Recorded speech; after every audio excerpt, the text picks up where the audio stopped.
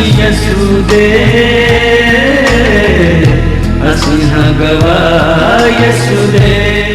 सभी को जय मसीह की स्वागत है आपका प्रोग्राम गवाह यीशु में। जैसा कि बाइबल में लिखा है जवान अपनी जवानी के दिनों में अपने परमेश्वर को तू स्मरण कर, इससे पहले कि विपत्ति के वह दिन आए जिसमें तू कहे कि मेरा इनमें मन नहीं लग रहा। तो आज हम आपको परमेश्वर के एक ऐसे गवाह के साथ मिलाएंगे जिनको परमेश्वर ने जवानी में चुना और वो आज परमेश्वर की सेवकाई को कर रहे हैं। तो आइए हम मिलते हैं प्रोफेट गैब्रियल माइकल जी के साथ। जय मसीह की प्रोफेट जी। जय मसीह ब्रदर। प्रोफेट जी स्वागत है आपका प्रोग्राम गवाह यीशु में। ओके प्रोफेट जी, हम चाहते हैं कि आप दर्शकों को थोड़ा अपने बारे में इंट्रोड्यूस करें कि आप कहाँ के रहने वाले हैं और कहाँ पर सेवकाई कर रहे हैं। सभी को जय मसीह की। मेरा नाम प्रोफेट गैब्रियल माइकल है और मैंने बीएससी नर्सिंग की है। वैसे मैं जॉब भी साथ में करता हूँ और हॉस्पिटल में भी जॉब करता हूँ। और हमारी जो सेवकाई है वो बटाला में, खास बटाला में फाटक के पास वाली गली के पास हमारा चर्च है और हम वहां पर सेवा करते हैं। और हमारी जो मिनिस्ट्री का नाम है वो है NSC मिनिस्ट्री बटाला और जो चर्च का नाम है वो है नवी सृष्टि चर्च बटाला। प्रोफेट जी, हम चाहते हैं कि आप दर्शकों को बताएं कि जब आपने प्रभु यीशु मसीह के बारे में पूरी तरीके से नहीं जाना था तब आपकी लाइफ कैसी थी। और जैसे मेरा पहला जीवन था जब हम मसीह में पैदा तो हुए थे लेकिन हम मसीह को सही तरीके से नहीं जानते थे। मेरी और मेरी फैमिली, मेरे मदर, मेरे फादर, मेरे ब्रदर, हम मसीह चर्च तो जाते थे लेकिन हम मसीह को अच्छे तरीके से नहीं जानते थे। मैं स्टडी में मैं अच्छा था, मैं कॉलेज में फर्स्ट आता था, स्कूल में फर्स्ट आता था, लेकिन मेरा शौक डांस करना, रैप सॉन्ग गाना, रैप सॉन्ग लिखना, अपने वालों के स्टाइल बनाना, घूमना फिरना, गलियों में घूमना, ऐसा मेरा काम था। हम सोचते थे कि लोग हमारी मदद करेंगे, हमारा काम हमारी मदद करेगा। हमारा जीवन बदतर से बदतर होता जा रहा था। इंटेलिजेंट था लेकिन ना तो मैं डांस में बढ़ा, ना तो मैं रैप सॉन्ग में बढ़ा, कोई हमारी सपोर्ट नहीं करता था। और हम रैप सॉन्ग गाते थे, हमारी आवाज भी अच्छी थी रैप सॉन्ग में, लेकिन कभी हमारा ऐसे अच्छा काम नहीं चला। और हमने क्या किया कि हमने डांस सीखना शुरू कर दिया। चर्च जाना, चर्च जाके फोन चलाना, पीछे बैठ जाना और चर्च में भी जाना स्टाइल करके, ऐसे वाल बना के घूमते फिरते थे। और मेरे बड़े दोस्त जो सब भी क्या करते थे, डांस करते थे। सब मैंने उनको बोलना हमें डांस सिखा, वहां पे लड़कियां आनी, हमने उनके साथ डांस करना और बड़ा ही ऐसा हमारा जीवन था। कभी मदर फादर की आपस में फाइट हो जानी, कभी ब्रदर की फाइट हो जानी और कोई भी हमारा बिजनेस सेट ही नहीं होता था जब हम परमेश्वर में नहीं थे। हमारे बिजनेस में इतनी प्रॉब्लम आती थी। हमारा काम था कि हम कमेटी डालते थे, 1 लाख की डाल दी, 1.5 लाख की डाल दी और जितनी बार कमेटी डालनी, जब उठानी हम प्रार्थना करते परमेश्वर कमेटी अच्छी निकले, ज्यादा पैसे मिले। और जब ज्यादा पैसे मिलने उसी वक्त क्या होना, सारा पैसा बर्बाद। हमने काम में 1 लाख डाल देना, बर्बाद। 2 लाख डाला, बर्बाद। 70,000 डाला, बर्बाद। और ऐसे ऐसे हमारा जीवन था। हम प्रार्थना करते थे लेकिन हम परमेश्वर की सामर्थ को नहीं पहचानते थे। बाइबल कहती है कि जब तुम सामर्थ ना पाओ तो यरूशलेम को मत छोड़ना। तो क्या हुआ कि हम सामर्थ को नहीं जानते थे। हम काम तो करते थे, मसीह को भी जानते थे, लोगों की गवाहियां भी सुनते थे, लेकिन हमारे जीवन में आज तक एक भी बड़ा काम नहीं हुआ था। और हम घर में लड़ाई झगड़ा होता रहना, परेशानी आते रहना। हमारा बिजनेस इतना चलता था कि मोहल्ले में सबसे अमीर थे हम। हमारे पास सबसे पहला मोटरसाइकिल था, सबसे पहला स्कूटर था, सबसे पहली एक जो पुराने जमाने में एक स्कूटरी होती थी वो थी हमारे पास, पैंडल वाली। तो हमारे पास सब कुछ अच्छा था। लेकिन क्या हुआ कि हमारे जीवन के करैक्टर के कारण, जब परमेश्वर की हमारे जीवन में कोई योजना थी जिसकी वजह से हमारा कारोबार बंद होना शुरू हो गया। लोगों ने जादू टूना करना, हमारे रिश्तेदारों ने हमसे जेलसी करनी। और हम कहीं भी जाते थे लोग बोलते थे अजय शहरी लोग आ गए हैं, अमीर लोग आ गए हैं। और क्या लोग हमसे इतनी जेलसी करते थे, हमसे पैसा मांगते थे। अचानक क्या हुआ कि एक दिन हमारा काम बंद होना शुरू हो गया। हमारे जो वर्कर्स थे, हमारे अंदर 6 बंदे काम करते थे, लाखों का हमारा बिजनेस था और बंदे जाने स्टार्ट हो गए। उन्होंने लेट काम पे आना, लेट आना, हमारा काम बंद होना शुरू हो गया। जब हमारा काम बंद होना शुरू हो गया, हमने सोचा कि चलो क्या करते, बैंक से लोन ले लेते हैं। हमने बैंक से 1.5 लाख का लोन लिया। तब 2000 मैं बात कर रहा हूं 6 की, और तब 1.5 लाख बहुत ज्यादा होते थे। जब लोन लिया तो हमने काम हमारा फिर से बूस्ट हो गया। हमने चर्च अपने वर्कशॉप का नाम रखा था ईश्वर मशीन टूल। ये ईश्वर ने हमें दी है और ईश्वर की ब्लेसिंग है। और जब मेरे डैडी वहां प्रार्थना करते थे, वो वर्कशॉप में प्रार्थना करने लग जाते थे। मशीन का कट लगा होता था और मेरे डैडी आत्मा से भर जाते, ताली जाके गैर भाषा में प्रार्थना करने लग जाते थे और लोग मजाक उड़ाते थे। और जब मेरे डैडी को बिल्ला बिल्ला बोलते थे ये बिल्ला पागल हो गया है, वर्कशॉप मशीन खराब हो जाए, खेदा हाथ विच आ जाए, मशीन का नुकसान हो जाए, ऐसे बोलते थे। और क्या बोलते थे कि जे नुकसान कर देगा, जे आत्मा ऐसे नहीं लोगों पर उतरता, जे झूठ बोलता है। जैसे जैसे हमारा बिजनेस डाउन होता गया, हमने और 1.5 लाख का लोन ले लिया। लोन बढ़ता गया, 18 लाख का लोन हमारा बढ़ गया। तो हमने सोचा कि बैंक हमारे घर में सम्मन भेज देगा, तो हमने अपनी सारी मशीनें बेच दी। और हम छोटे थे, मेरी मदर फादर थे, हम सब ऊपर बैठ गए। बंदे आए, कितनी दुख की बात है कि आपके घर से आपकी चीजें जैसे आपको कोई दिल खींच के ले जाता है। और ऐसे हम रो रहे थे, मैं था, मेरा ब्रदर था, मेरे मदर थे, फादर थे, हम सभी रो रहे थे। और हम कह रहे थे, बाइबल में हमने अजूब के बारे में पढ़ा था। अजूब कहता जैसा परमेश्वर ने दिया उसने दिया, उसने ले लिया, उसका नाम क्या हो। हम यही बोली जा, रो रहे हैं और बोल रहे परमेश्वर तूने दिया, तूने ले लिया, तूने दे लिया, तूने ले लिया, तेरा नाम मुबारक हो। हम ऐसे ही बोलते जा रहे थे। लोग हमारे दिल को खींचकर हमारी वर्कशॉप से मशीनों को लेकर जा रहे थे। अब हमारे पास कुछ नहीं था, हमारे पास एक प्लॉट था, वो भी छोटा था। हमने क्या किया, हमने वहां पर एक कमरा डाला और अपने दादा दादी को वहां भेज दिया। हमने कहा दादा दादी वहां रहेंगे, हम क्या करें, हमारे पास कुछ नहीं रहा। हमने घर भी बेच दिया 18 लाख का, हमारे पास अब कुछ नहीं था। हम बिल्कुल रो रहे थे, बिल्कुल हम सड़क पर आ चुके थे। हमारी बाइक किसी ने धोखे से हमारे से ले ली, हमारा स्कूटर किसी ने धोखे से हमारे से ले लिया। और आप विश्वास नहीं करेंगे कि ऐसा दुख, ऐसा संकट हम पर आया कि हमारे साथ हमारा एक रिश्तेदार सालों साल हमारे से ये पूछने कि आपका घर बिक गया। ना हमारी मासी ना ताई कोई भी नहीं आया। और किसी ने पूछा खाना खाया है, खाना नहीं, हम तो खाना भी नहीं खाते थे। इतनी परेशानी, इतना दुख था। हम छोटे छोटे थे और रोते थे और कहते थे हमारे साथ हमारा परमेश्वर कभी नहीं सुनता। हम कहते थे कोई नबी आए ब्रदर, कोई पास्टर आए, वो हमसे बोले कि हम आपके लिए प्रार्थना करते हैं, आपके लिए भविष्यवाणी करते हैं कि आपका आने वाला समय ऐसा होगा, आपके जीवन में ऐसा काम होगा।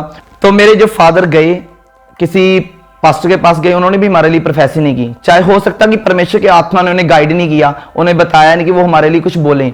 हम घर में आए निराश थे, तो हम भी फिर अपने मन को शांत करने के लिए रैप सॉन्ग गाते थे, जहां हम डांस करते थे। डांस क्लासेस मैंने ज्वाइन कर ली, मैं किसी शॉप पे काम करने लग गया हॉस्पिटल में।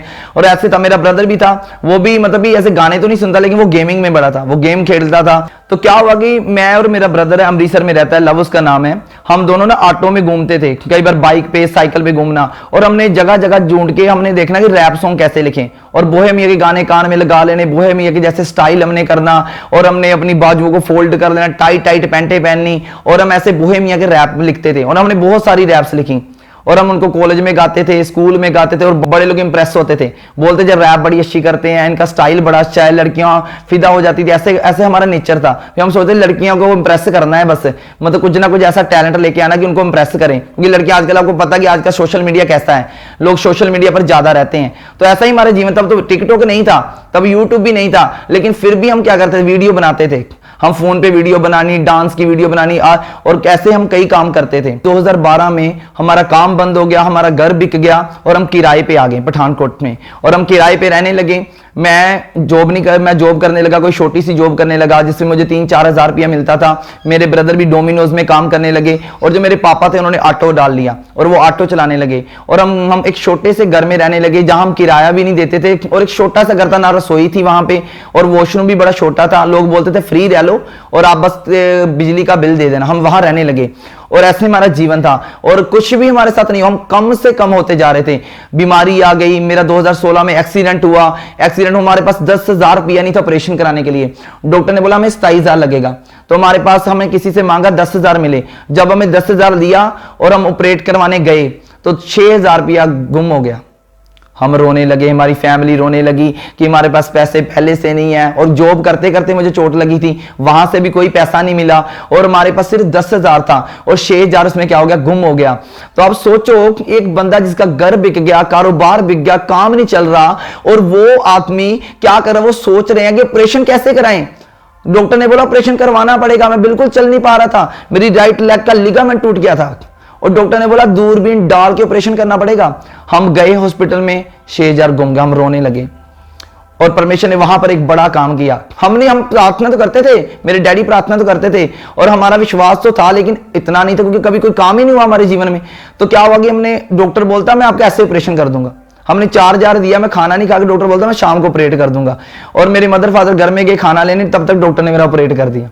लेकिन हम पता नहीं था कि परमेश्वर हमारे साथ कैसे है, हमें नहीं पता था इस बात के बारे में, क्योंकि हम आत्मिक तौर से इतने तैयार नहीं थे। सो प्रोफेट जी, जैसा कि आपने बताया कि जो आपका बिजनेस था वो पूरी तरह बंद हो चुका था, आप पर इतनी दुख परेशानी आई, तो हम जानना चाहते हैं फिर आपको कैसे पता चला कि परमेश्वर ने आपको एक दास के रूप में चुना है। और क्या हुआ कि 2016 में मेरा एक्सीडेंट हुआ। और एक्सीडेंट में डोमिनोज की डिलीवरी मार रहा था, मैं डिलीवरी बॉय का काम करता था। और मेरा एक्सीडेंट हुआ और मेरी लेग का लिगामेंट टूट गया।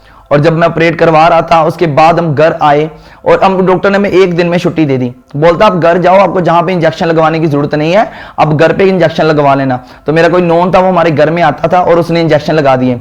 और एक दिन ऐसे हम घर में बैठे हैं और हमारी जर्नी की शुरुआत है जी, और मैं घर में बैठा और मैं अपनी लेग को बिल्कुल सीधा करके बैठा हूं। मैं टॉयलेट भी बेड पे करता था, बेड पे कुर्सी रखी थी साथ में, और वॉशरूम भी बेड पे करता था। मैं तो सेब भी खा नहीं पाता, गिर जाए तो उठा नहीं सकता था, और मेरे पास किसी ना किसी को रहना पड़ता था। और सभी फैमिली काम करती थी, गरीबी बहुत थी, तो ऐसा कोई सभी फैमिली को काम करना पड़ता था। तो क्या हुआ कि मैं वैसे बैठा हूं और मेरी मदर कहीं पे गए थे और वो शाम को 8 बजे आए, और मैं ऐसे प्रार्थना कर, परमेश्वर मैं लड़कियों के सामने लंगड़ा के नहीं चलना चाहता, क्योंकि मुझे पता कि गोडे में चोट लगी है, नी में चोट लगी है, तो लंगड़ा के चलना पड़ेगा। तो मैंने बोला परमेश्वर मैं लंगड़ा के नहीं चलना, कि मैं ऐसे रोने लगा परमेश्वर के सामने कि परमेश्वर मेरा ऑपरेशन भी हो गया, अब मैं लड़कियों के सामने कैसे जाऊंगा, लोग मेरी बेइज्जती करेंगे, लोग मुझे अपाहिज कहेंगे। और ऐसा हुआ भी। और मैंने ना जब बीएससी नर्सिंग की मैंने एडमिशन ली, मैं फरीदकोट में गया और मैंने जहां ब्रेस लगाई, हॉकी के साथ मैं चल रहा हूं, और किसी ने मुझे बोला आप अपाहिज हो, और वो ऐसे बोला, और मैं क्या कर रहा था, सोटी लगी। मैं क्या नहीं नहीं सिस्टर, मैं अपाहिज नहीं हूं, मेरे एक्सीडेंट हुआ, मेरे चोट लगी है। तो मुझे बड़ा फील हुआ, मैं घर में आया, मैं रोने लगा। और जब मैं रोने लगा कि परमेश्वर लोग मुझे ऐसा बोल रहे हैं, तो अचानक से पवित्र आत्मा की सामर्थ मुझ पर उतरी। वो बंदा जो रैप गाता था, वो बंदा जो कभी प्रार्थना नहीं करता था, जिसने कभी बाइबल नहीं पढ़ी, चर्च जाता था, फोन चलाता था, घर में डैडी तो प्रार्थना करते थे, मैं कभी नहीं करता था, और एकदम से आत्मा उतरा और कभी गैर जुबान नहीं बोली। और क्या हुआ कि बाइबल जैसे कहती है कि 120 लोगों पर आत्मा उतरा था, और ऐसे इतना जोर से आत्मा उतरा कि मैं आने वाले समय के बारे में बोलने लगा, गैर जुबान में प्रार्थना करने लगा। 8 से 9 बजे 1 घंटा गैर जुबान में प्रार्थना, और मैं बेहोश था, मुझे नहीं पता था क्या हो रहा मेरे साथ। मेरी मम्मी पड़ोसियों को बुलाकर ले आए, पड़ोसी नॉन क्रिश्चियन थे, उन्होंने सोचा लड़के में कोई भूत आ गया है, जहां इसको कुछ हो गया है। और मेरी मदर हम एक बात तो जानते थे कि जब परमेश्वर काम करते उसको रोकना नहीं, उन्होंने रोका नहीं, और 1 घंटा प्रार्थना चलती रही। और जब 1 घंटा प्रार्थना में उठा, और सबको पता है, मेरे ब्रदर को फोन कर दिया, मम्मी ने डैडी को फोन कर दिया कि लड़के के साथ ऐसा हो गया, सभी घर पे आ गए। और रात को हमारे घर में बात चल रही है, मुझ में दुष्ट आत्मा तो नहीं आ गई, कोई जिसको पता ही नहीं आत्मा उतर सकता। अब मैं प्रार्थना करता होता, चर्च जाता होता, सही तरीके से पवित्रता में रहता, तो मुझे पता कि मुझ में आत्मा उतर सकता है। अब ऐसा हुआ ही नहीं, तो परमेश्वर का आत्मा उतरा। हम बड़े बड़े पास्टरों के पास गए, जब हम वहां पर गए तो क्या हुआ कि उन पास्टरों ने हम पर ले हैंड किया, हम पर प्रार्थना की, और मुझ में कोई दुष्टात्मा नहीं निकली। अब मानोगे कि कोई दुष्टात्मा नहीं थी, और जिसके पास गए वो कहते हैं कि परमेश्वर की कोई योजना है, उनको पता नहीं चलता था क्या योजना है, क्योंकि किसी पास्टर ने आज तक हमारे लिए भविष्यवाणी की नहीं, ना कभी प्रार्थना की। तो क्या हुआ कि उन्होंने बताया कि कोई योजना है, बस इतना बताया। हम घर पे आए, हमने सोचा कि कुछ ना कुछ तो है, कुछ ना कुछ तो हो गया, अब चेंज हो गया कुछ। हम 1.5 महीना हमने प्रार्थना की, डरते मारे कि हम पे कुछ फिर से वैसा ना हो जाए। हम बड़े हंसे, मेरे साथ ऐसा कैसे हो सकता है। और लोगों से बात की, कई ऐसे लोग थे मसीही जो नहीं परमेश्वर को सही तरीके से जानते थे, वो बोलते नहीं नहीं ऐसा कुछ नहीं होता, परमेश्वर ऐसे बात नहीं करता, परमेश्वर बड़े बड़े नबियों से बात करता था। जैसे बाइबल में शामुएल नबी के बारे, यशायाह नबी के बारे में हम पढ़ते हैं, और परमेश्वर ऐसे बात नहीं करता, कोई बड़ी प्रार्थना करे, बाइबल पढ़े, बड़े उपवास रखे, तब परमेश्वर बात करता है, ऐसे परमेश्वर किसी को नहीं चुनता है। क्या हुआ कि एक दिन 2016 की बात है, 21 नवंबर, जो हमारी जर्नी जहां से शुरू हुई है, और वहां पर ऐसा हुआ, हम बटाला में थे, हमारा कोई वॉशरूम नहीं था, कोई घर नहीं था, कच्चा था, एक ही कमरा डाला हुआ था, कोई वहां वायरिंग नहीं थी, कुछ नहीं था। दादा दादी बैठे हैं, मैं, मेरा ब्रदर, मेरी मदर, मेरे डैडी बैठे हैं, और रात के 1 बज गए, और हम टेंशन में रो रहे हैं। मेरे डैडी अपनी मम्मी को बोल रहे हैं, यानी दादी को बोल रहे हैं कि हमारे साथ कुछ नहीं हुआ, देख मेरा सारा कुछ उजड़ गया है, अब हमारे पास कुछ नहीं रहा। और मेरे दादा ने एक ना सपना देखा था, उन्होंने सपना देखा कि जो मेरे डैडी हैं, उनका नाम बिल्ला था, कि बिल्ले, पंजाबी में बात कर रहा हूं इस बारे में, उन्होंने बोला कि बिल्ले तू ऊंट से गिर गया है, ऊंट होता है ना जो, उससे तू गिर गया है, इसका मतलब सब कुछ फ्लॉप हो गया। लेकिन उस दिन क्या हुआ कि परमेश्वर ने, जब हम बैठे तो मेरी मदर ने बोला कि आज प्रार्थना करते हैं। क्या करते हैं आज? प्रार्थना। जैसे बाइबल कहती है निरंतर प्रार्थना में लगे रहो ताकि तुम परीक्षा में ना पढ़ो। तो क्या हुआ, हमने प्रार्थना की, हम सब बैठ के आंखें बंद कर रो रहे हैं, हम रो के प्रार्थना कर रहे हैं, और मम्मी ने बोला आज परमेश्वर बात करेगा। हमने बोला कि परमेश्वर ने कभी आज तक बात नहीं की, ऐसा कैसे हो सकता है कि परमेश्वर आज बात करे। उन्होंने बोला करो तो सही। हमने रात के 1 बजे 2016 में 21 नवंबर को हमने जब प्रार्थना शुरू की, 1 मिनट भी नहीं लगा और परमेश्वर का आत्मा मुझ पर उतर आया। हालेलुया। और जब परमेश्वर का आत्मा उतरा, गैर भाषा में मैं प्रार्थना करने लगा, और परमेश्वर ने गैर भाषा को ट्रांसलेट कर दिया। परमेश्वर ने बोला कि तुम्हारे जीवन में ऐसा ऐसा हुआ, 2016 से पहले तुम्हारा बिजनेस बंद हो गया, तुम्हारा जीवन ऐसा था, तुम्हारा एक्सीडेंट हुआ, तुम्हारे घर में झगड़ा था, तुम्हारे घर में परेशानियां थी, और मैं जो सब कुछ देख रहा था, मैं तुम्हारे पास ही था। हालेलुया। जैसे बाइबल कहती है, ना मैं तुझे कभी छोड़ूंगा और ना तुझे कभी त्यागूंगा। हालेलुया। और परमेश्वर हमारे साथ ही था। और जब परमेश्वर ने हमसे बात करनी शुरू की, परमेश्वर ने कहा अब मैं तुझे काम देना चाहता हूं। हमने बोला परमेश्वर क्या काम देना चाहते हो? हम तो अपनी गरीबी से बाहर आना चाहते हैं, अपनी परेशानियों से बाहर आना चाहते हैं। परमेश्वर ने कहा मैं काम तो तुझे ऐसा नहीं दूंगा, कोई बिजनेस नहीं दूंगा, मैं तुमको सेवा देना चाहता हूं। हम शौक की, हमारे दादाजी तो सेवा करते थे, वो जाते थे साइकिल पे, लोग घर में प्रार्थना करने जाते थे, लेकिन हमने कभी चर्च के बारे में सोचा ही नहीं। कौन सोचेगा? गरीबी पड़ी है, बीमारी है, लाचारी, और हम चर्च लगाएंगे? कभी जिंदगी में हमने सोचा।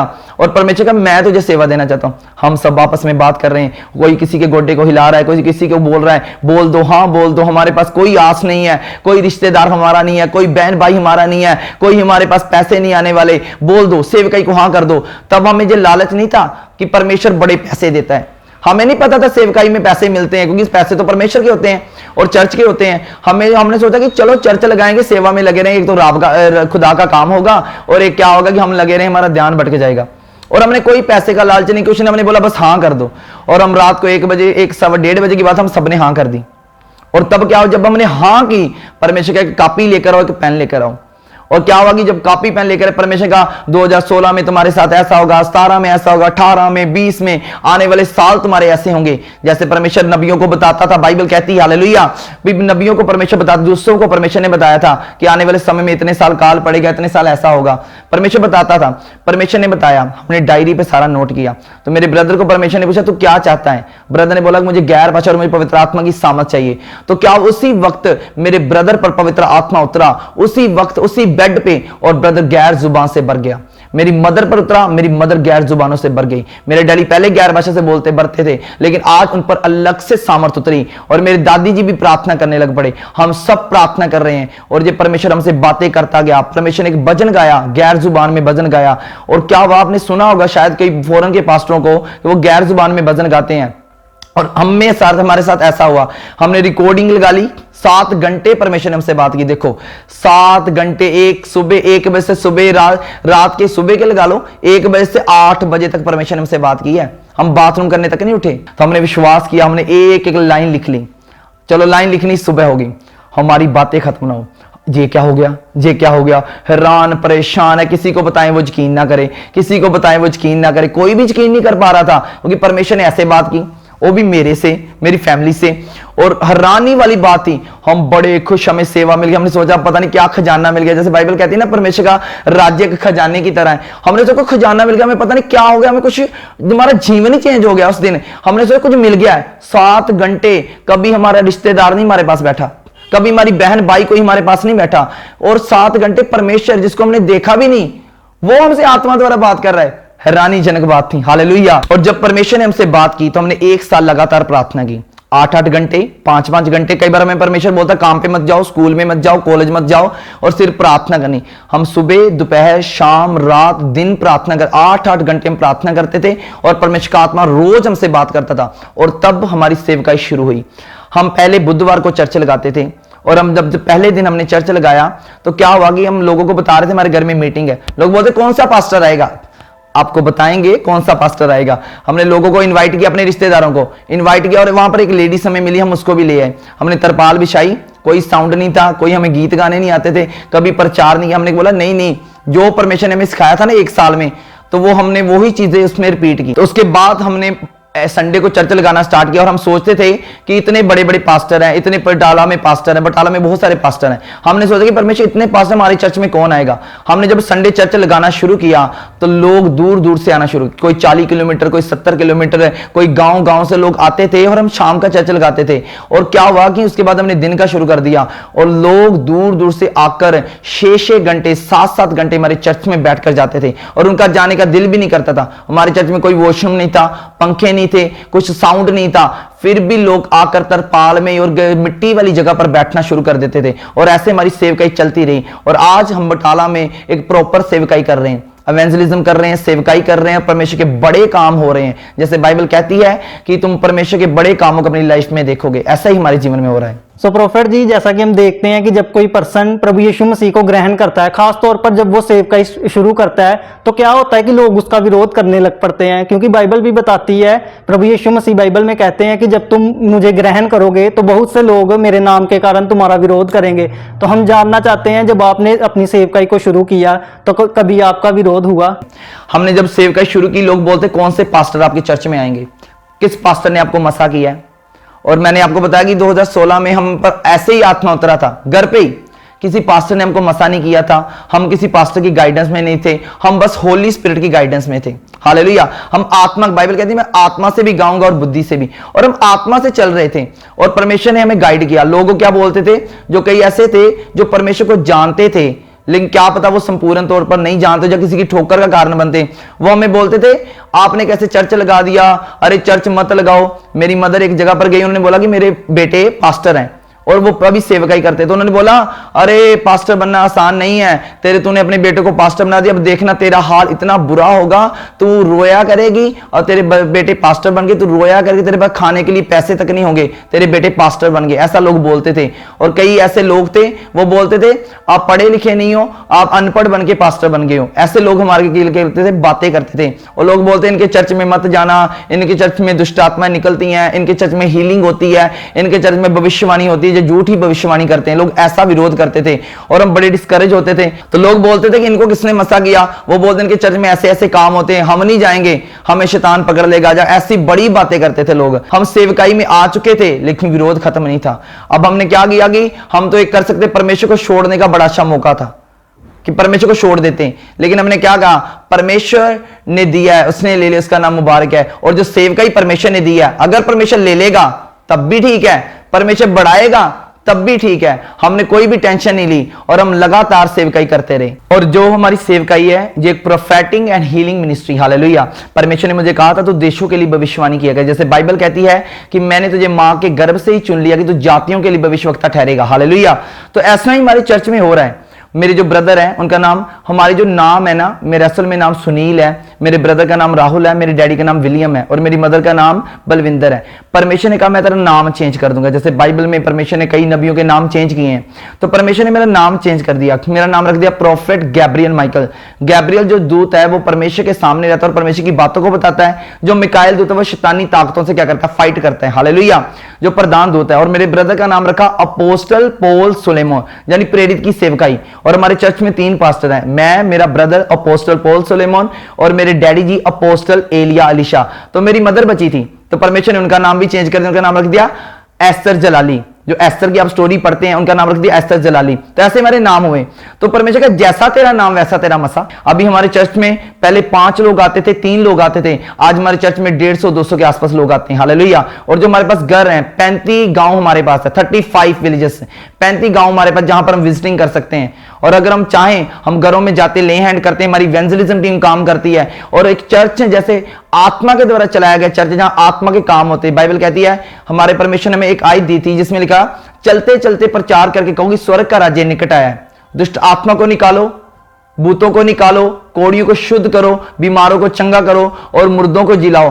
आपने मुफ्त लिया है और मुफ्त दो, यानी आपने सेंत में तो लिया, सेंत में दो। परमेश्वर का वचन ऐसा कहता है मत्ती में। और परमेश्वर ने ऐसी सेवका ही हमारे दिया कि हम जाते हैं, प्रचार करते हैं, हम किसी से कोई पैसा नहीं लेते हैं। ऐसा कोई भी चीज ऐसी नहीं है, कोई धर्म परिवर्तन नहीं है। परमेश्वर क्या करता है, जीवन को बदलता है, हालेलुया। जैसे हमारा जीवन बदला 2016 में, और आपका जीवन भी बदल सकता है। अगर आप इस टेस्टमनी को सुन रहे हैं तो मैं कहता हूं जो आपके जीवन को आज बदलने वाली है, आपके जीवन में ग्रेस काम करेगी और आप ये टेस्टमनी सुनकर सेम नहीं रहेंगे, हालेलुया। प्रोफेट जी, जैसा कि आपने बताया कि आपने नर्सिंग की है और अब आप नर्सिंग फील्ड में काम कर रहे हैं, तो कुछ लोग क्या है वो कहते हैं कि जो इनका यीशु मसीह है वो हॉस्पिटलों में काम क्यों नहीं करता। मैं आपसे जानना चाहता हूं कि आप भी एक नर्सिंग फील्ड में काम करते हैं, आप थोड़ा दर्शकों को बताएं कि परमेश्वर हॉस्पिटलों में काम करता है या नहीं करता। ब्रदर, मैं आपको बताना चाहता हूं कि परमेश्वर कहां कहां काम करता है, हालेलुया। लोग कहते हैं कि हॉस्पिटल में काम नहीं करता। मैं आपको बताता हूं कि जब मैं नर्सिंग कर रहा था, हमारे वहां बड़े स्टूडेंट थे, मेरे साथी थे, और वो बोलते थे कि तू चर्च जाता, हमारे लिए प्रेयर कर। और मैंने कईयों के लिए प्रेयर की और दुष्ट आत्मा से आजाद हुए। अब वो नर्सिंग पढ़ रहे थे, मेडिकल लाइन पढ़ रहे थे, उन पर प्रार्थना। आज भी मुझे कॉल आते हैं, डॉक्टर्स के, नर्सिंग वालों के कॉल आते हैं, हम पर प्रार्थना कर।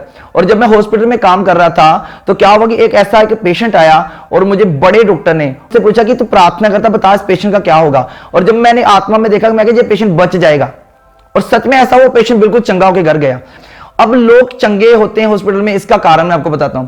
हॉस्पिटल में पेशेंट आते हैं, उनका भरोसा पैसे पर है, वो पैसा खर्चते हैं, 9 लाख, 10 लाख, 8 लाख, और वो क्या करते हैं, डॉक्टर जितना मर्जी पैसा लग जाए, हमारा पेशेंट बचना चाहिए, हमारा मरीज बचना चाहिए। और कभी आप किसी को बोलते हो कि आप हॉस्पिटल, चर्च में जाओ, आप चर्च में जाओ, आप प्रार्थना करवाओ, जो आप ऐसे करो, हम परमेश्वर के बारे में, परमेश्वर कोई धर्म जात नहीं बदलता है, आप चंगे हो जाओ, बाद में परमेश्वर में आओ ना हो आपकी मर्जी है, एक बार परमेश्वर काम करेगा, आप विश्वास तो करो। लोग क्या करते हैं, उनका भरोसा सिर्फ पैसे पर है, रोते हैं, बड़े बड़े मंत्रियों को कॉल करते हैं, बड़े डॉक्टर्स को कॉल करते हैं, वाकवी बनाते हैं, पैसा खर्च करते हैं। अब लोग चंगे होंगे कैसे? अगर कोई हॉस्पिटल में है और मैं बताता हूं वो दवाई खाई जा रहा है, खुदा का कोई नाम नहीं लेता, मैं आपको बताता हूं, कोई पेशेंट आकर खुदा का नाम नहीं लेता। मैंने काम किया 4 साल और लोग कहते थे हम रब का नाम लेते हैं, हम ऐसे ही करते हैं, हम ऐसे ही करते हैं, लेकिन कोई भी उनके फैमिली जाकर वहां चर्च में जाती नहीं है। अब आप चर्च में जाओगे नहीं, प्रार्थना करवाओगे नहीं, तो चंगे कैसे होंगे? अब जो जाते हैं, एक लड़का था, उसके पेट में इतनी इन्फेक्शन थी, मरने पर था, उसकी मदर बोलती मुझे किसी ने चर्च के बारे में बताया, मैंने भी लोगों को बताता हूं, नंबर देता हूं, और मैंने बताया प्रार्थना करो, लड़का बिल्कुल चंगा हो गया। अब कोई जाएगा ही नहीं तो वो चंगा कैसे होगा? लोग कहते हैं हॉस्पिटलों में आके प्रार्थना करो, जाने दो हॉस्पिटलों में, आपके काम बंद हो जाएंगे, परमेश्वर इतना काम करता है। और अब आप बताओ, अगर कोई घर में बीमार पड़ा है, अब उसके कट लग गया, एक्सीडेंट हो गया, उसके कट लग गया, मान लो उसकी जहां पर पूरा मांस फट गया, अब परमेश्वर की ओर से जो नॉलेज है, डॉक्टर किसने बनाया है? परमेश्वर ने बनाया है। अब देखो कि नॉलेज कौन दे रहा है? परमेश्वर।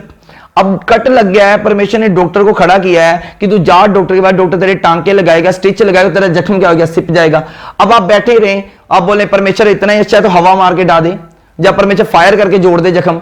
अब परमेश्वर तो ऐसा करेंगे, परमेश्वर का जा तेरे पास ही हॉस्पिटल है, तेरे पास पैसे ही मैंने तुझे दिए हैं, जा खर्च और क्या कर, अपने आप को चंगा कर ले। आप जाओगे डॉक्टर के पास, टांके लगवा लोगे तो डॉक्टर आप ठीक हो जाओगे। परमेश्वर अच्छा डॉक्टर कब आपको देता है? जब आप आत्मा में चलते हैं, परमेश्वर के पीछे चलते हैं, आप सबका परमेश्वर के काम करते हैं, आप प्रार्थना करते हैं और अपने आप को बुरे कामों से दूर रखते हैं। अब जो लोग पाप करते, सारी उम्र नशा किया, सारी उम्र व्यभिचार किया, बीमार हो गए, और डॉक्टर कैसा मिलेगा फिर? वो डॉक्टर भी ऐसा, डॉक्टर की दिमाग काम नहीं करेगा आपकी तरफ, वो बोलेगा जे मेरी चंगा नहीं होता, बाकी सभी चंगे हो गए। वो आप इसीलिए चंगे नहीं हो रहे क्योंकि आपका परमेश्वर के साथ कोई पर्सनल रिलेशनशिप नहीं है। आज लोग आते हैं, मैंने देखे हैं, कोई विश्वास नहीं उनका परमेश्वर में, वो अपने खुदा की तरफ जो किसी और अन्य जाति में है, अपने खुदा पर भी विश्वास नहीं करते। वो ऐसा नहीं है कि आप सिर्फ चर्च की बात कर लो, वो तो अपने खुदा पर भी विश्वास नहीं करते, वो सिर्फ ये विश्वास करते पैसा। और क्या करते? सारा दिन रोते रहते हैं, झगड़ा करते रहते हैं, डॉक्टरों से खींचते हैं, डॉक्टर आपने बोला था हमारा मरीज चंगा हो जाएगा। उनका भरोसा सिर्फ डॉक्टर पर, उस पर है, परमेश्वर पर नहीं है। आज अगर वो करें, प्रार्थना करें, चर्च, उनकी अगर पेशेंट नहीं जा रहा, फैमिली तो जा सकती है, मदद तो जा सकती है, ब्रदर जाके घुटने टेके प्रार्थना अटेंड करे, वहां से ऑयल ले, प्रार्थना कराए, क्यों नहीं बीमार चंगे होंगे? चर्च में भी तो आते हैं कैंसर के रोगी, चंगे होते हैं। और मैंने देखे हैं, मैं रिपोर्ट को पढ़ सकता हूं, मैंने 4 साल काम किया, मुझे नॉलेज है हर चीज की, कौन सी रिपोर्ट, स्कैनिंग कौन सी करवाते हैं, सीटी कराते हैं, एमआरआई कराते हैं, पेट स्कैन कराते हैं, मुझे एक एक चीज की नॉलेज है। और आज भी लोग मुझसे, मेरे रिश्तेदारों में था कोई, उसने बोला कि डॉक्टर ने मुझे ऑपरेट बोल दिया, तो मैंने बोला तो विश्वास कर, मैं तुझे एक ऐसे डॉक्टर के पास लेके जाऊंगा, मुझे आत्मा कह रहा है कि मैं तुझे डॉक्टर के पास लेके जाऊंगा तो बिना ऑपरेशन के चंगा हो जाए।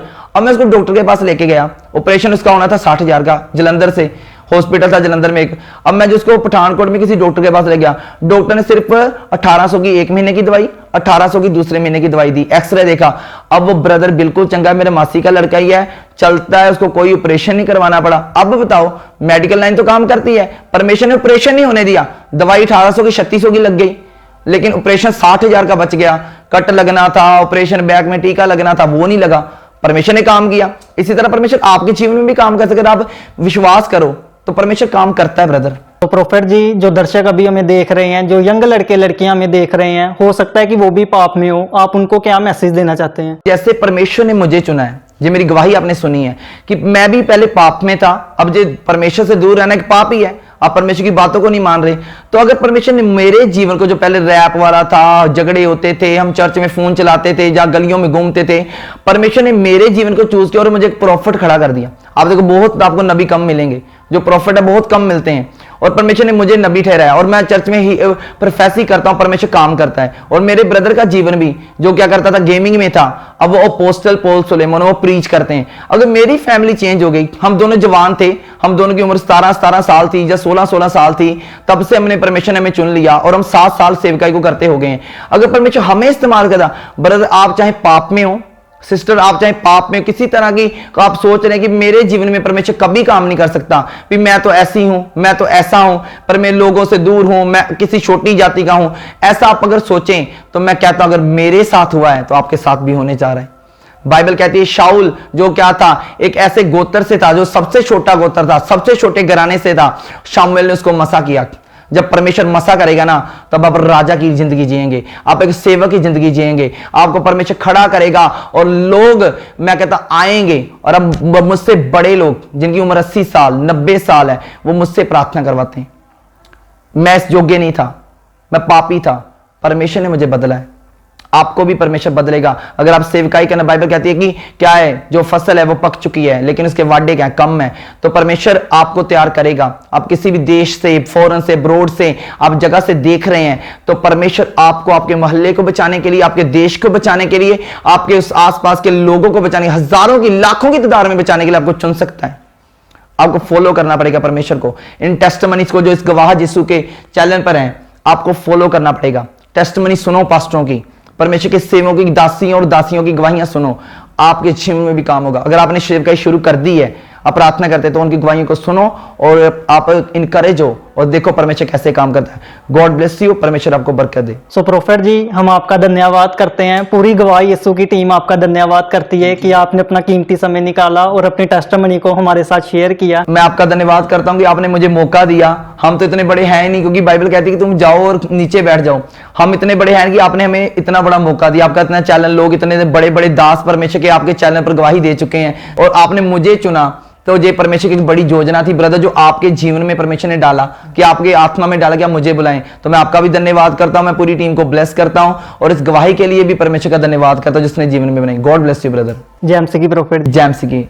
तो अभी आपने प्रोफेट गैब्रियल माइकल जी की टेस्टिमनी को सुना। तो इन्होंने अपनी टेस्टिमनी में जैसे कि बताया कि इनका कारोबार पूरी तरह से बंद हो चुका था, इनके घर में गरीबी थी, अब परमेश्वर ने कैसे इनको चुना और कैसे अब परमेश्वर इनको इस्तेमाल कर रहा है। तो मेरा विश्वास है इस टेस्टिमनी को सुनने के बाद परमेश्वर आपके जीवनों में भी काम करेगा। God bless you all. सभी को जय मसीह की।